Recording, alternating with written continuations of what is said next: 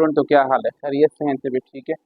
शबीर अहमद वाच, class 9 physics, day 14, सितंबर 1 2025। सबसे पहले तो आप लोगों को सितंबर में खुश आमदीद कहते हैं।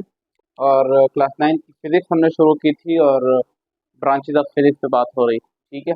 आज हमारे पास आखिरी जो 3 ब्रांचेज है जो किताब के अंदर थी, वैसे तो बहुत है, लेकिन जो 3 हमारे पास किताब में आखिरी बाकी है, तकरीबन कोई 12 हमारे पास है ना। ठीक है। 11 ब्रांचेज दिए गए और उसमें मैंने 8 एक्सप्लेन कर दी और 3 बाकी, तो आज उस 3 को एक्सप्लेन करता हूँ। ठीक हो गया।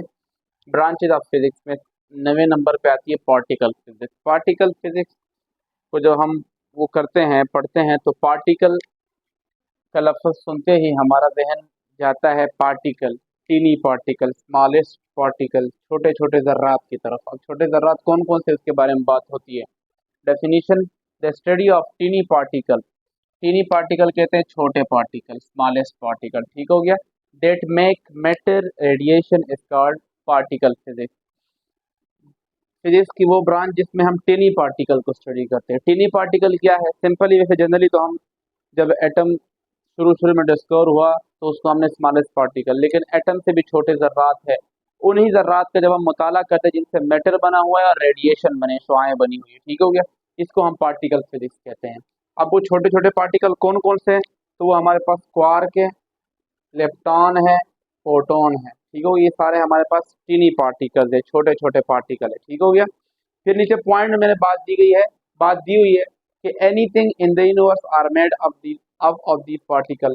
और यूनिवर्स में जितनी भी चीज़ें आप लोगों को नज़र आ रही है, जितने भी स्टेट्स ऑफ मैटर्स हैं, ठीक हो गया, पावे वो हमारे पास सॉलिड है, वो लिक्विड है, वो गैस है या प्लाज्मा है, ये सारे के सारे स्टेट हमारे पास इन पार्टिकल से मिलकर बने। ठीक हो गया। मैटर के एक्चुअली मैटर कंपोज इन चीज़ों से, और दुनिया के अंदर हमें तीन चार स्टेट्स नजर आते हैं। ठीक हो गया। सारे जितने स्टेट्स ऑफ मैटर है, these are made up of these particle, इन पार्टिकल से बने। जिस तरह क्वार्क है, लेप्टॉन है, प्रोटॉन है, पॉजिट्रॉन है। ठीक हो गया। बहुत सी जो हम टीनी पार्टिकल अगर माइक्रो लेवल पे जाएं तो ये सारी चीज़ें यहाँ लाइक करती है।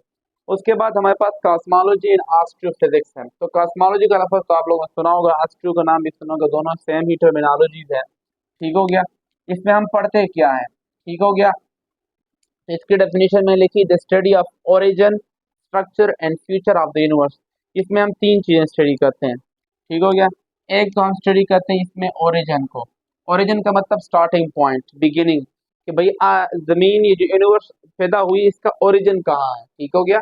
और इस पे मुख्तलिफ किस्म की आइडियालॉजीज है, वो बाद में आप लोग जाके पढ़ेंगे।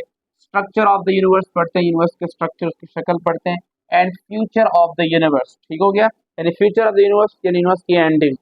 ओरिजिन में हम पढ़ते हैं स्टार्टिंग, यानी कहाँ से यूनिवर्स का आगाज हुआ। ठीक हो गया। और इससे मुख्तलिफ मज़ाहिब और मुख्तलिफ लोगों के अपने नजरियात हैं। और फ्यूचर यानी इसका एंड क्या होगा, यूनिवर्स का एंड कब होगा। ठीक हो गया। इन सारी चीज़ों के बारे में जिस ब्रांच के अंदर हम पढ़ते हैं वो कॉस्मोलॉजी या एस्ट्रोफिजिक्स है। ठीक हो गया।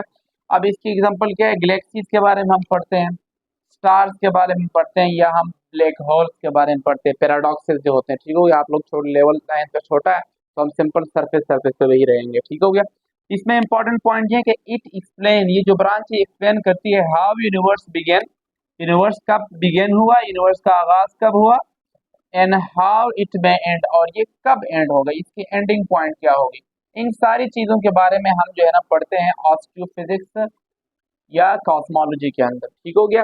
नेक्स्ट जो हमारे पास लास्ट है but not the least branch of physics, वो है बायोफिजिक्स एंड मेडिकल फिजिक्स, जो हमारे ह्यूमन स्पेशली इनके लिए इंतहाई लाजमी है और हम काफ़ी इसके इंस्ट्रूमेंट फिजिक्स के यूज़ करते हैं। ठीक हो गया। बायोफिजिक्स या बायोमेडिकल फिजिक्स में हम फिजिक्स की जो एप्लीकेशंस हैं उनको यूज़ करते हैं इन बायोलॉजी के अंदर for the welfare of humanity के लिए। जो हम फिजिक्स के इंस्ट्रूमेंट को बायोलॉजी के अंदर यूज़ करते हैं तो उसको हम क्या कहते हैं? बायोफिजिक्स या medical physics. The use of physics in biological and medical process, जब हम बायोलॉजिकल या मेडिकल प्रोसेस में फिजिक्स का यूज़ करते हैं उसको हम क्या कहते हैं? बायोमेडिकल फिजिक्स कहते हैं, बायोफिजिक्स कहते हैं। मिसाल के तौर पर एमआरआई हम करवाते हैं, सीटी स्कैन करवाते हैं, रेडियोथेरेपी जो कैंसर के लिए करवाते हैं। तो अब ये सारे मेडिकल ट्रीटमेंट्स हैं और इनको हम करते हैं फिजिक्स के इंस्ट्रूमेंट के जरिए। किसके इंस्ट्रूमेंट के जरिए? फिजिक्स के इंस्ट्रूमेंट के जरिए।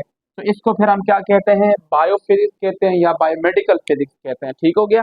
फिर पॉइंट में देखा गया it help in treatment and diagnosis, यानी ट्रीटमेंट में जिस तरह रेडियोथेरेपी है, ठीक हो गया, तो हम कैंसर ट्रीट करने के यूज़ करते हैं, सिटी स्कैन को हम मुख्तलिफ किस्म की बीमारियाँ डायग्नोस करके लिए यूज़ करते हैं, एमआरआई को यूज़ करते हैं, इसी तरह अल्ट्रासाउंड मशीन है, ठीक हो गया, डिफरेंट पर्पज इसके लिए यूज़ की जाती है, ठीक हो गया। तो इसी से हमारे फिजिक्स के शुरू में जब मैंने बताया था कि physics the root of every science, तो physics also root of biology, biology without physics काम नहीं कर सकती, ठीक हो गया। तो आज के लिए इतना काफ़ी है। नेक्स्ट इंशाल्लाह हम जाएंगे और बहुत इंपॉर्टेंट टॉपिक फिजिकल क्वांटिटीज़ पढ़ेंगे, डिराइव क्वांटिटी पढ़ेंगे, और दूसरी जो क्वांटिटीज़ हैं, ठीक हो गया, बेस फिजिकल क्वांटिटी, वो सारी इंशाल्लाह पढ़ेंगे, बड़ी डिटेल पढ़ेंगे, और उम्मीद है आप लोगों को समझ आ गई होगी। अगर नहीं आई तो फिर भी आप लोग दोबारा इस लेक्चर को देख सकते हैं।